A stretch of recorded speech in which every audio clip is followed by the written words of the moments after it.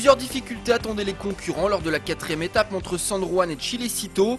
Au menu du jour, 326 km de spécial avec de la terre sableuse, des cailloux et enfin un point culminant à 3500 mètres d'altitude. Il est donc probable qu'à l'arrivée, un ou deux prétendants soient déjà éliminés de la bataille pour le titre. Comme lors des premiers jours, ce sont les motos qui ont ouvert le show.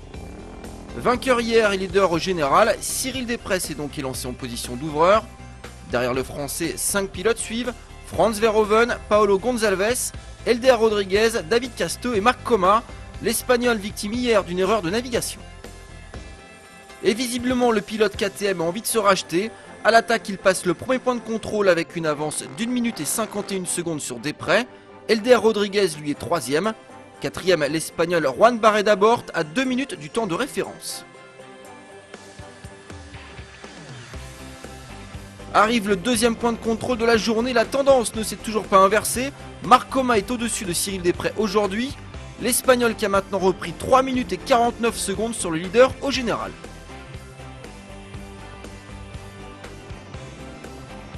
Cyril Després a beau ouvrir les gaz sur la fin du parcours, Marc Coma est toujours sur une autre planète dans cette 4ème spéciale. L'Espagnol parti en 6ème position ce matin l'emporte logiquement en 4 h 16 minutes et 43 secondes. Mais Cyril Després n'est pas loin, il termine 2ème à 2 minutes et 2 secondes de Coma et garde par la même occasion la tête du général.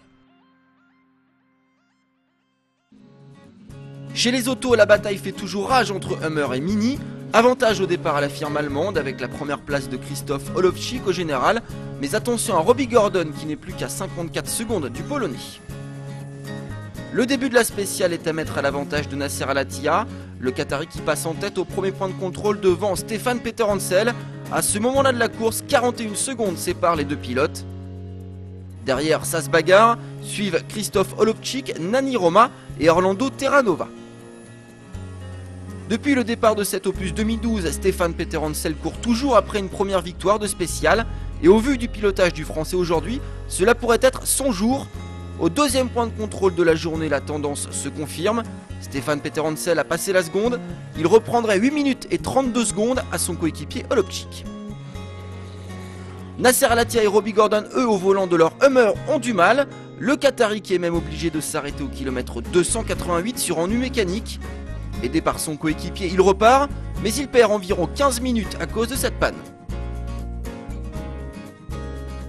Le malheur des uns qui fait le bonheur des autres. Boosté à la vue de Nasser Al-Attiyah en perdition à 40 km de l'arrivée, Stefan Peter Hansel passe encore à la vitesse supérieure. Et au final, c'est le pilote Mini qui s'impose. Auteur du temps scratch, il mérite largement cette première victoire sur l'épreuve 2012. Ce sont Orlando Terranova et Ginel De Villiers qui complètent ce 4ème podium. Concernant le classement général, c'est désormais Stefan Peter Hansel qui mène la flotte.